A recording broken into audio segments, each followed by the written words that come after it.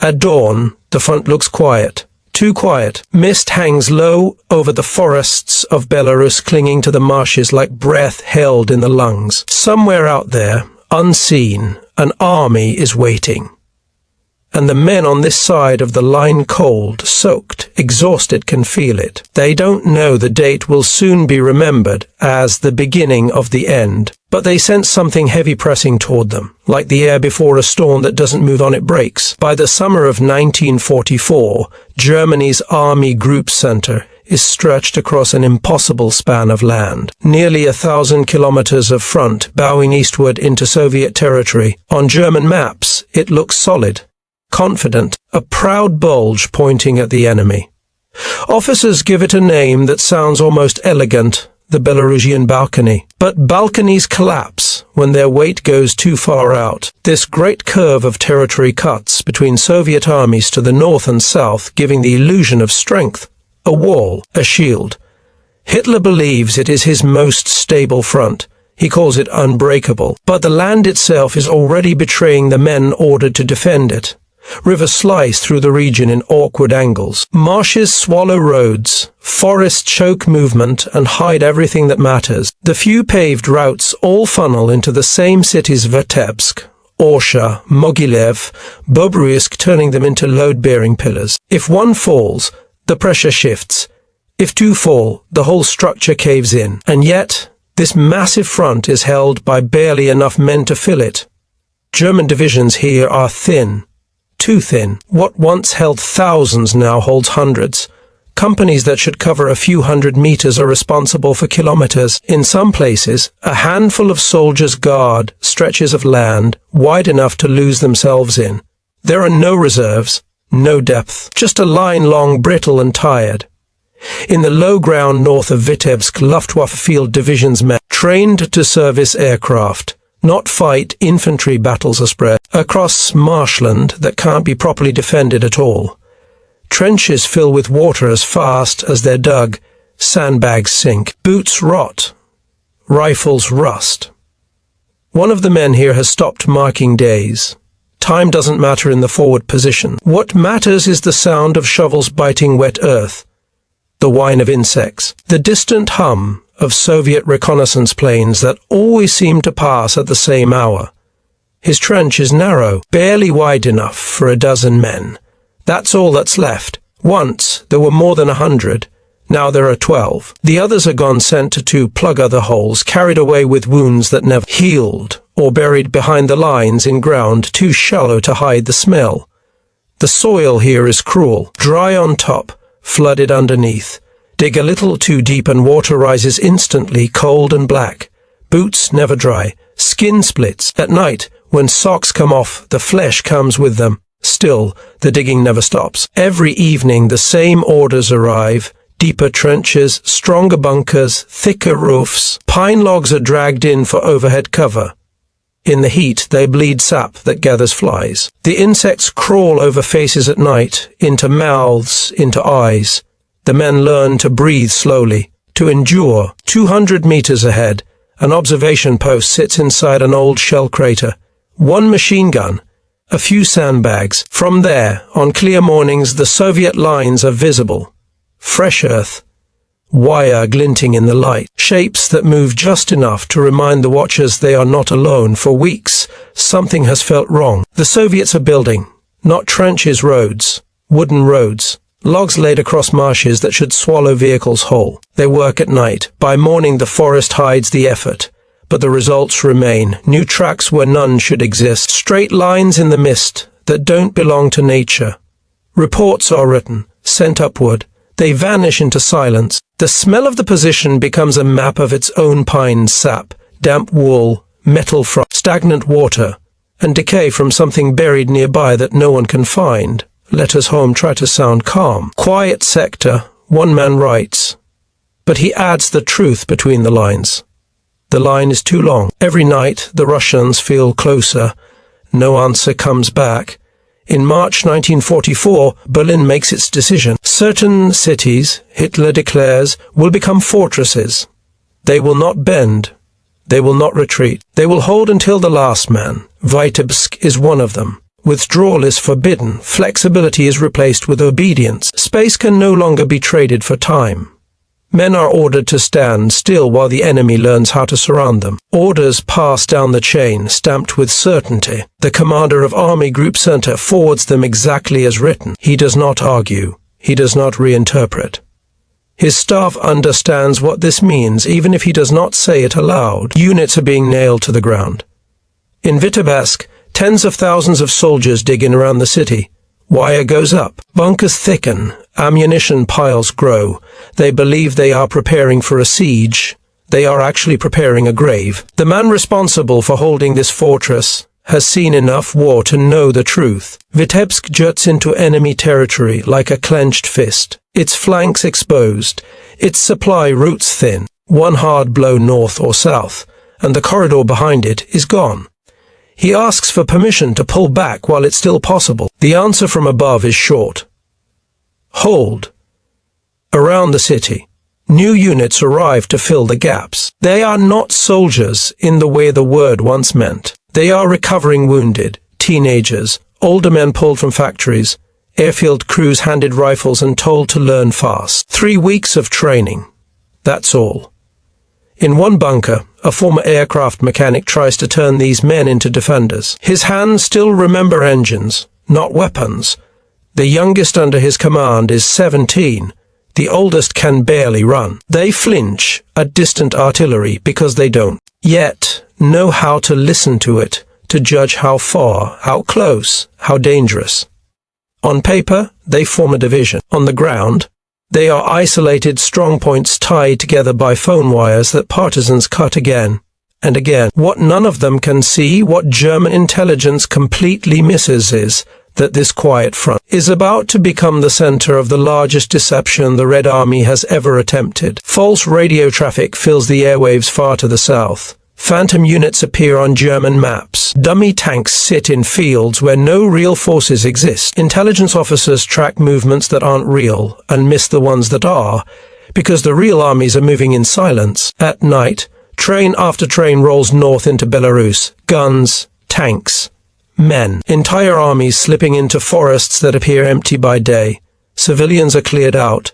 Tracks are hidden. Officers check their own lines for mistakes. No radio chatter gives it away. The name of the operation is never spoken aloud. Then, on the night of June 19th, the silence breaks not at the front, but behind it, across the German rear. Explosions bloom at once. Rail lines vanish. Bridges collapse. Supply depots burn. Tens of thousands of partisans strike together, cutting the arteries that keep the front alive. Army Group Center is suddenly blind, deaf, isolated. Still, Berlin sees nothing wrong. Maps show strength elsewhere. Reserves stay put. The fortress line waits. And then, before dawn on June 22nd, exactly 3 years after German troops crossed into the Soviet Union, the ground itself begins to scream. Thousands of guns open fire at once. Not just the front, but the rear. Not just trenches, but headquarters. The earth heaves as shells fall in waves heavy, then light, then rockets that tear wire and men apart. There is no pause, no rhythm to learn, just destruction rolling forward and backward at the same time. Trenches collapse, bunkers vanish, phone lines die in minutes. Smoke turns morning into night. Men press themselves into the ground, tasting dirt and blood, becoming something smaller than fear. When the barrage lifts, the Red Army is already moving. Infantry advances calmly through shattered positions. Over marshes the Germans thought impassable. Over roads built in secret, the fortress line doesn't bend. It breaks. Vitebsk is the first domino. By the end of the second day, the city is nearly surrounded. Commanders beg to move while a narrow path west still exists. The math is simple. Every hour shrinks the corridor. The answer from above does not change. Hold. The fortress doctrine has done its work. What was meant to be unbreakable has become a trap with the door locked from the outside. And as the Red Army closes in from every direction, the men inside Vitebsk begin to understand a terrible truth. This was never a fortress. It was the place where everything was meant to fall. By the night of June 23rd, the illusion is gone. Maps inside German headquarters no longer show a front. They show movement red arrows sliding inward from north and south, squeezing Vitebsk like a fist closing around a throat. The corridor to the west still exists, but barely. A thin line on acetate overlays. A road that could vanish at any moment. Staff officers measure distance with rulers and string. The numbers do not argue. Each hour costs hundreds of meters. Each delay invites encirclement. The Corps commander sends his assessment up the chain. Calm language. No emotion. Soviet forces have broken through on both flanks. Withdrawal must happen immediately tonight, while movement is still possible. His army commander agrees. He forwards the message with urgency. The reply comes back unchanged. Hold. Inside the city, the consequences of that single word are already spreading. In basements and cellars, wounded men pile up faster than they can be treated. Buildings shudder with each distant explosion. Windows are gone. Streets are choked with rubble and abandoned equipment. Horses lie wet. They fell, still harnessed to wagons they never finished pulling. In one cellar, a doctor works by candlelight. He once practiced in clean rooms, under bright lamps, surrounded by trained nurses. Now he kneels on concrete slick with blood and waste. Supplies ran out days ago. Bandages are reused. Morphine is gone. He amputates when he must. He doesn't when it would only prolong suffering. A boy asks if he will walk again. He talks about a wedding planned for autumn. About a woman waiting in a city that still feels very far away from this cellar. The doctor listens. He lies when kindness demands it. He holds the boy's hand until the grip fades. Outside, artillery never truly stops. It pulses near, far, near again like a heartbeat that belongs to the city itself. On the western edge of Vitebsk, Soviet spearheads push deeper, linking up through forests and marshland the Germans believed impassable. The ring closes not with drama, but with precision. By the evening of June 24th, it is done. Tens of thousands of men are inside the pocket. 5 divisions. No way out. From above, the fortress order still stands. The city is to be held to the last man, to the last bullet. Air supply is discussed, calculated, dismissed. There are too many mouths, too many wounded, too much ground fire. Planes would fall faster than they could land. The fortress has become what it was always destined to be, a tomb. On June 26th, Berlin finally bends, but only slightly. Permission arrives for a partial breakout. Not all units, not the whole corps, just some. One division must remain behind to fulfill the fortress mandate. It is the worst kind of decision. Too late to save most, too rigid to save any. Even this limited order is already outdated when it arrives. Soviet forces have spent the last 48 hours strengthening the encirclement. Blocking positions sit astride every road. Artillery is pre-registered. Machine guns are dug in. One final act of control follows. Berlin insists that a staff officer be parachuted into the pocket to ensure orders are obeyed.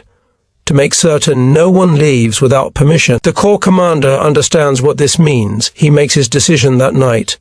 There will be no partial obedience, no half measures, no waiting for permission that will only arrive when nothing remains. He orders a full breakout. Everything that cannot walk is abandoned. Heavy weapons, vehicles, the wounded who cannot move, medical staff stay behind with what little morphine remains. Rain begins to fall as the columns form. It turns dust into mud. It muffles sound. It hides movement. For a brief moment, hope flickers.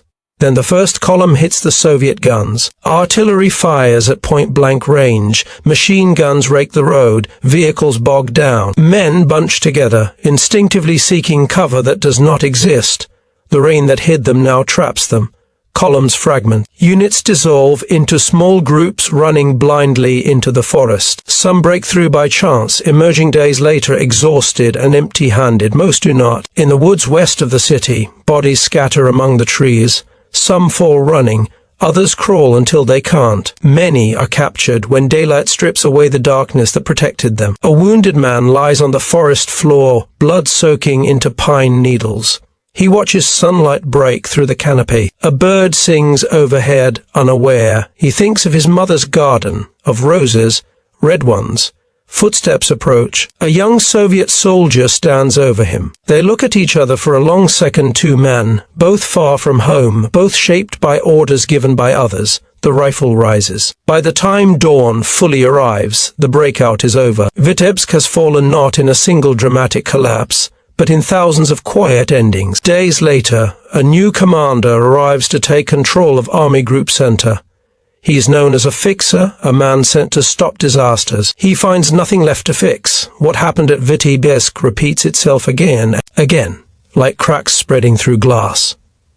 At Mogilev, withdrawal orders arrive after retreat routes are already cut. Divisions shatter east of the river. Guns are abandoned. Vehicles burn where they stall. At Bobruisk, the same rigid defense is enforced. Infantry is forbidden to cross the river behind them. Soviet armor closes in. 9 divisions are destroyed in and around the city. Roads west fill with wreckage. Dead horses swell in the heat. The smell carries for kilometers. By early July, Minsk falls. West of the city, remnants of entire armies stumble into another pocket. Tens of thousands surrender. Columns of prisoners stretch to the horizon under constant air attack. Army Group Center ceases to exist as a fighting force. More than 300,000 casualties, dozens of divisions erased, a disaster larger than Stalingrad, and it all began here, with the first Domino. On a road leading east, prisoners march under guard. Their uniforms are torn. Boots are held together with strips of cloth. Feet bleed, but they keep moving because stopping means lying down, and lying down means never getting up again. One of them walks without looking at the bodies anymore. He learned to stop doing that days ago. Faces are no longer faces. A Soviet guard watches them pass. To him, they are not enemies, not people. They are a problem of movement, of numbers, of keeping the column moving forward. Behind them, smoke still rises where Minsk burns. Ahead, the road curves into distance. In a forest not far away, another man sits alone against a birch tree. He has no food, no water, no weapon, just a compass that points west toward capture or death. The forest is quiet now. The war has moved on. Somewhere beyond the trees, engines roar and maps are being redrawn. Here, there is only wind in the branches. He closes his eyes. The Red Army does not stop at Vitebsk. It does not slow. The breach widens into a collapse that carries Soviet forces deep into Eastern Europe. Hitler's invincible fortress line is gone.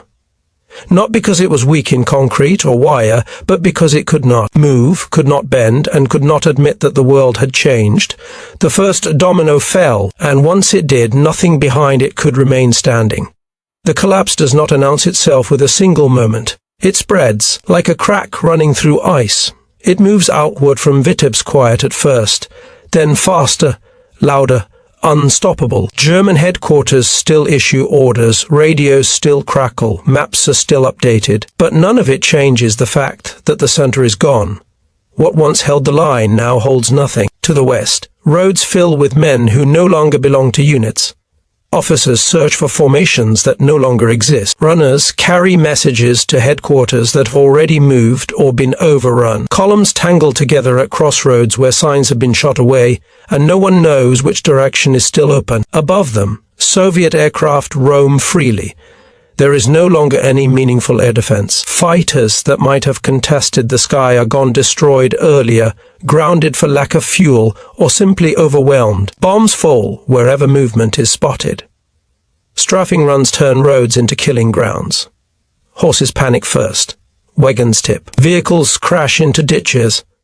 Men scatter into fields that offer no protection. The Red Army presses forward without pause. Their commanders do not rush. They do not need to. The enemy is already breaking. The task now is not to smash resistance, but to prevent escape. Tank units surge through gaps that should not exist. Infantry follows, sealing pockets behind them. Artillery rolls forward methodically, setting up again and again, always just close enough. This is no longer a battle for territory. It is a harvest. In shattered villages, German soldiers hide in barns and cellars, listening to engines pass nearby. Some wait for night, others wait for courage, Many wait too long. In one such village, a handful of men crouch behind a stone wall as Soviet tanks rumble past the main road. The ground shakes. Dust drifts from the walls. One man whispers that maybe they can slip out once it's quiet. It never becomes quiet. The tanks stop. Infantry fans out. A shouted command in Russian cuts through the air.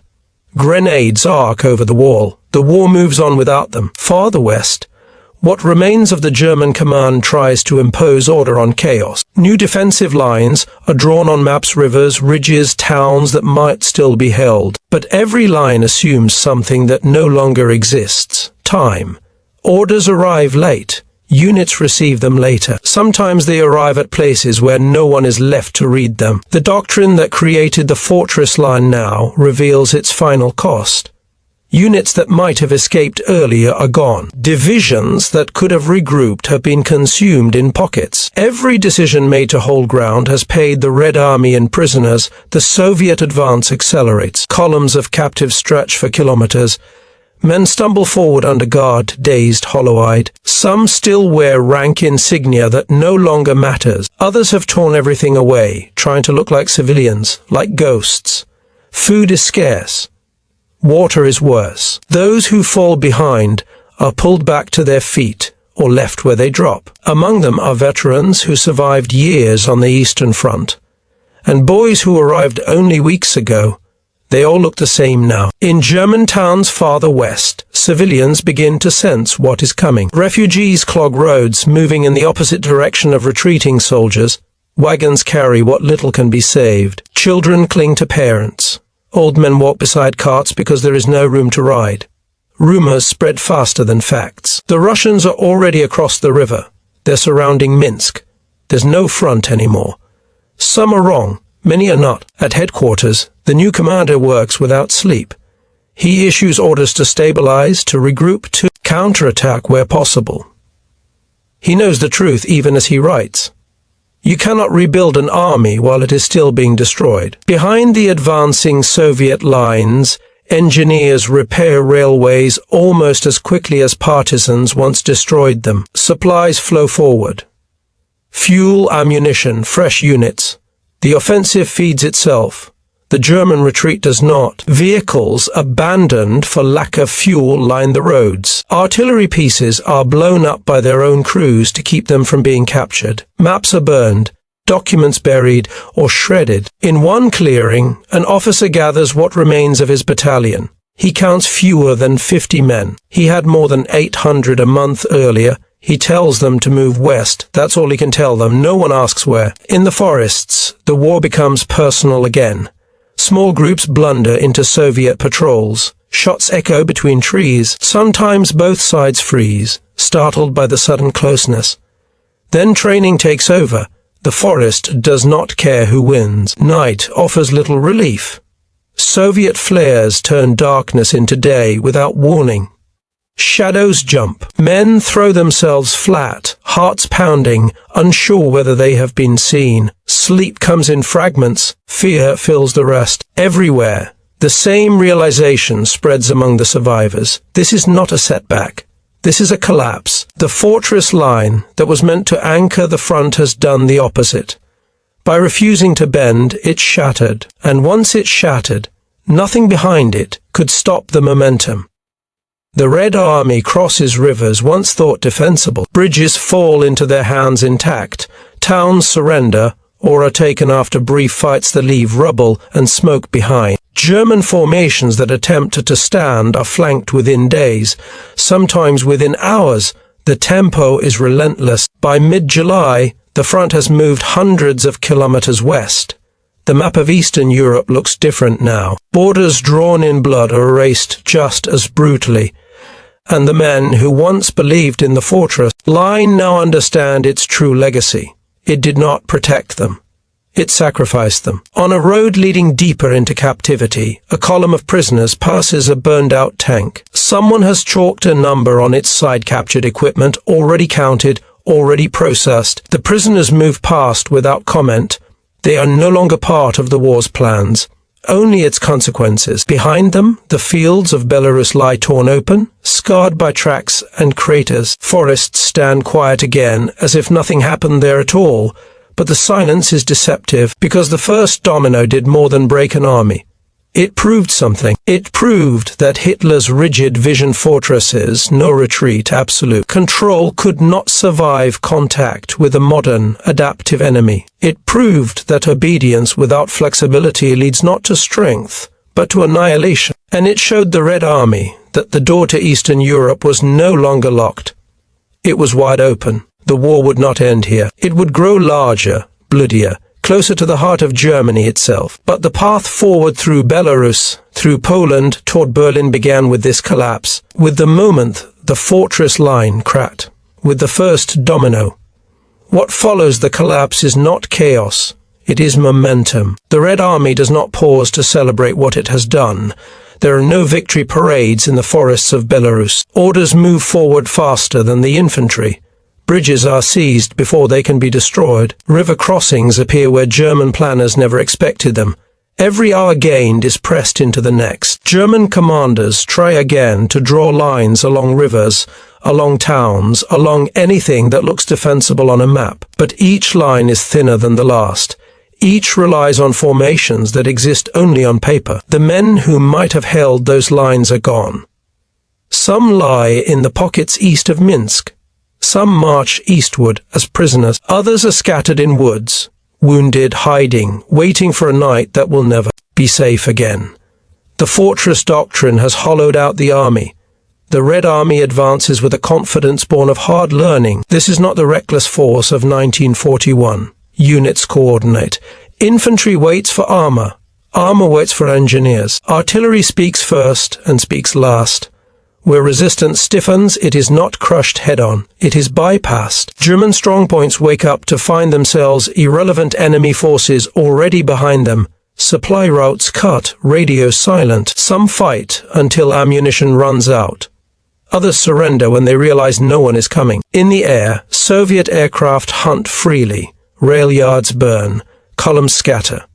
Any movement in daylight is an invitation. German soldiers begin to fear the sky as much as the ground. West of the old front, cities prepare for a war they hoped would never reach them. Anti-tank obstacles are thrown up in haste. Civilians dig trenches beside soldiers who barely have the strength to lift their shovels. The war has come home. Inside Germany's high command, the language shifts. Gone are the confident assurances. In their place, demands for miracles, new weapons, new formations, anything that might slow the flood. None arrive in time. The Red Army crosses into territories that had once felt distant from the Eastern Front. Poland looms ahead. East Prussia is no longer protected by space, only by exhausted men and broken units. All of it traces back to the same decision: hold at all costs. The men who enforced it believed discipline could replace maneuver. That willpower could substitute for geography. That orders alone could hold back an enemy who had learned, adapted, and waited. They were wrong. On a road choked with refugees, a German officer watches civilians pass with carts piled high. He does not know what to say to them. He cannot promise safety. He cannot even promise direction. He steps aside and lets them pass. Somewhere behind him, artillery rumbles again. The Red Army's advance does not slow. It widens. New fronts open as neighboring army groups are forced to retreat or risk the same fate as the center. The domino effect spreads. What happened at Vitebsk is studied, copied, and applied. Breakthroughs focus on weak sectors. Deception hides real intention. Encirclement replaces costly frontal assaults. The lesson is clear. Do not fight the fortress, make it irrelevant. German soldiers begin to speak of the war differently. Not in terms of victory or defense, but of survival. Of how far they can go before being caught. Of whether surrender might mean living through the night. Honor and duty blur into exhaustion. In the forests, in the towns, on the roads, the human cost grows heavier. Bodies lie unburied.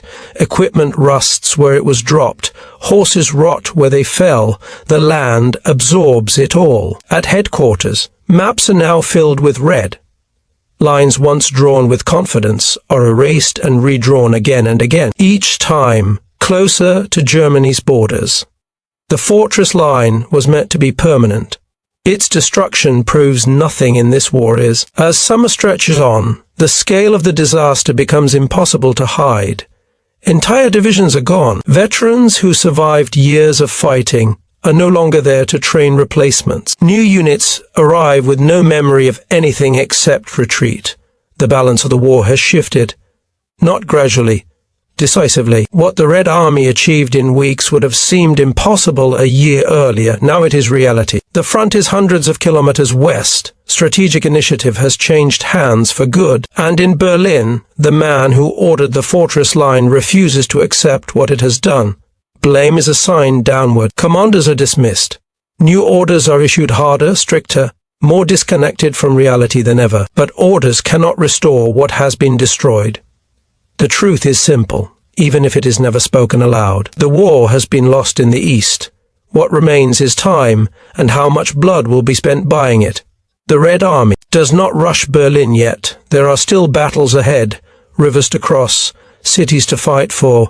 Winter will come again, but the path is clear. The first domino did not merely knock down an army group. It opened the road to the heart of the Reich, and everyone on both sides now knows it. When historians search for the moment the Eastern Front truly turned irreversible, they do not always point to Berlin, or even to the Vistula. They look here, to the forests and marshes of Belarus, to the places marked on maps with names most people never learned, to the moment an invincible line refused to move and broke instead. After the collapse of Army Group Center, there is no pause long enough to rebuild what was lost. New formations are raised, but they lack the experience that once held the line together. Veterans are gone. Officers who understood maneuver are dead, captured, or dismissed. What replaces them is thinner, younger, older, less prepared. The Red Army does not make the same mistake twice. Every advance now carries the memory of earlier failures. Every crossing is supported. Every breakthrough is widened before resistance can solidify. The war becomes a sequence of rolling operations, pressure applied everywhere, rest nowhere. German forces retreat into Poland, then toward East Prussia, fighting harder the closer they get to home. Resistance stiffens, but it no longer changes outcomes. It only changes the cost. Civilians flee west in columns that mirror the prisoner marches heading east. The roads fill with people who never imagined the war would reach them. Homes are abandoned. Fields go untended. The future narrows to the next village, the next night, the next place that might still be safe. Behind the Soviet lines, graves multiply quietly. Behind the German lines, so do ruins. The fortress doctrine, once presented as strength, leaves its final mark not on maps but on memory. It becomes a lesson taught in military academies long after the guns fall silent. Flexibility saves armies. Rigidity destroys them. The men who died in the pockets never hear that lesson spoken. They leave no final orders, no explanation. Only traces, letters never sent, names scratched into helmets, photograph carried until the paper dissolved. Somewhere on a road east, former soldiers disappear into camps. Some survive. Many do not. Their war ends without victory or defeat, only exhaustion. And those who fell where they stood remain where they fell. Years later, the forests grow back.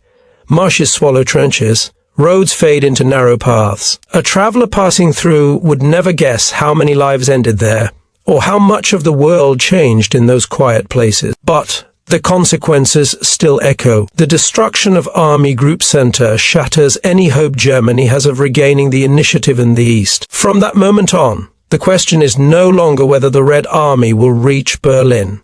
Only when. The first domino did not just fall. It kept falling through Poland, through the Oder, through the streets of the German capital itself. And when the war finally ends, the fortress line is remembered not as a symbol of strength, but as a warning. A reminder that wars are not won by refusing to move, by clinging to ground that cannot be held, or by sacrificing armies to ideas that no longer fit reality. They are won by adaptation, and they are lost when leaders refuse to see that the world has changed. This story does not belong to generals or maps. It belongs to the men who dug in wet soil, who waited in silence, who ran through forests under fire, who never came home. They were the first to feel the domino fall, and they paid the price for everyone that followed. If you want more World War II stories that go beyond the dates and dig into the human cost behind the decisions, make sure to subscribe. New deep dive documentaries every week. Thanks for watching.